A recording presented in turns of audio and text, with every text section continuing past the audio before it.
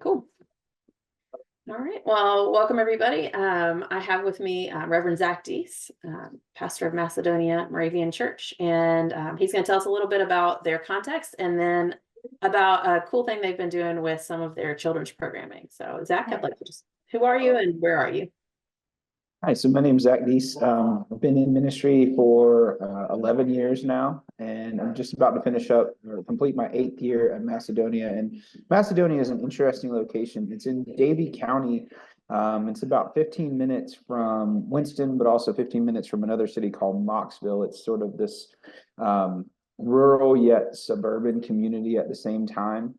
And the church has been there since the 1800s. And like most churches, it's seen its fair share of ups and downs. And where we are currently is we're sitting at about 8 children who span an age range, really. And when we were trying to figure out, we do certain areas of our ministry really well, and so then we needed to sort of facilitate something for children and wanted it to be a little bit different, didn't want it to be like Sunday school or anything like that. And started reading a couple of different child psychology books. And one of them talked about one of the most effective ways for children to learn, or one of the ways in which things sort of stick, is if they are able to have some sort of image in their mind.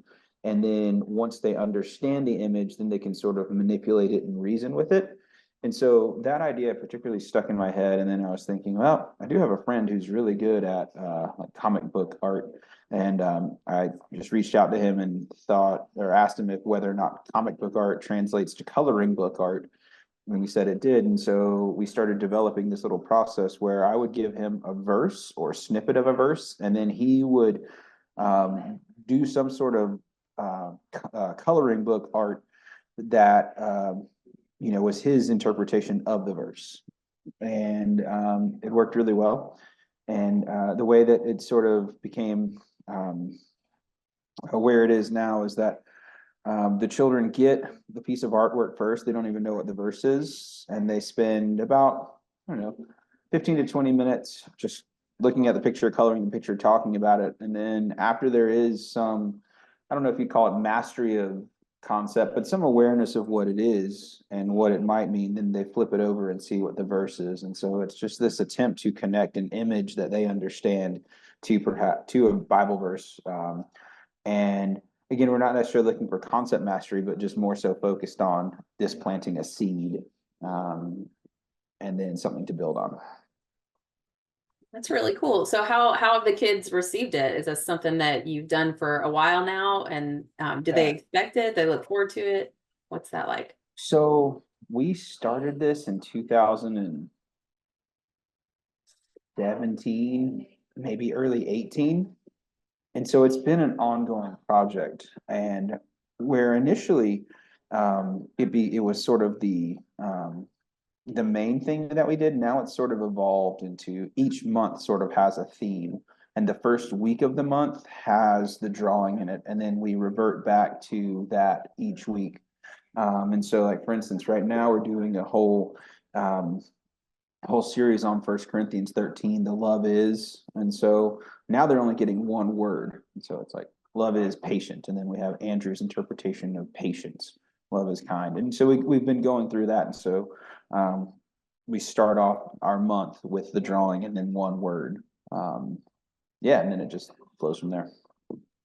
That's really cool. So as you said, that kind of it's grown and developed over the years. So now you're using it in different ways. Are there things that have kind of grown out of that you feel like you tried because this project's kind of started some creative energy around using images this way? Have you seen that grow and develop in other areas of the congregation, or do you have ideas about how it could be built upon? I don't think so, other than it's just an example of and why I say that is that it's pretty effective as is. And so it's just as we're imagining like a comprehensive way to connect to children, I think just sort of shifting from this being the be all end all and then sort of saying, all right, well, we're doing this, it's good. This project has very much been an example of what happens whenever we try to figure out how can we connect to children in a meaningful way. And so it's very, if nothing else, has spurred, our continued creativity on. So yeah. As a project, it's kind of creative ongoing anyway, because of the imagery and just thinking about how do you engage people in the conversation. Yeah, and I think where we've sort of gotten to is, at first we were trying to sort of do like a whole verse, and that became, initially that it went over well, but then as like I mentioned earlier, we have an age spectrum, and so as some of the kids who started off a bit older than where we are now, like the first children that we introduced this to were already like 8 and 9, but now we're dealing with, not dealing with in a bad way, but like we've got 4 and 5 year olds. And so realizing that we have to adjust that and adjust what we're trying to accomplish with our verses, that's been a learning, and just seeing how that's been effective has been sort of a learning to sort of keep in mind who we're dealing with, and just the awareness that there's a substantial difference in the cognitive ability between like a 4-year-old and a 7-year-old. That's been a big sort of learning in a way that we've sort of evolved this. And I think that's perhaps almost a learning that becomes true no matter what the age group. There's a profound difference between 55 and 60. Mm-hmm. And just being aware of that's been really, really helpful. That's really cool. I think for this, I just really appreciate you sharing sort of an idea that came out of a need that you saw in the community and trying to meet that need, but also just seeing how you can learn, but that doesn't mean that things change dramatically, but there are little tweaks along the way.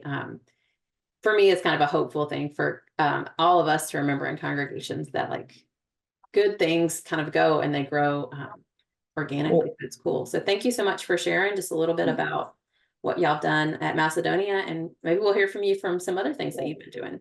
the other sort of thing that I think is important to sort of tag on to what you say is that, when you're talking about good things, that they don't necessarily have to be big things, and they're not necessarily going to like change everything. It's just, how do you continue to sort of fill out a picture, I think, is sort of the approach. And like the other thing that we're sort of learning is that as children continue to grow, some of them just don't like to color.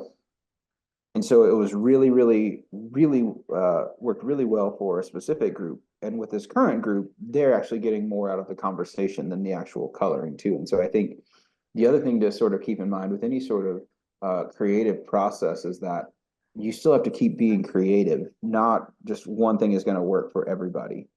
And I think that's the other sort of big thing that particularly some of our adult leaders are sort of coming to the realization, and perhaps in sort of a painful way, is that we've developed a system which worked great, and we might have to further facilitate that. Yeah, no, that's really helpful. Thank you so much for sharing that reflection. I think that is really important as we think about what do we do in congregations and what do we do in our own personal lives as we sort of try to learn from what's working and what's not. That will change over time too. So Yep. how do we support each other when that change happens? It's really, really key as well. Well, thank you so much for your time. And I just really appreciate hearing more about what you've been up to. For sure.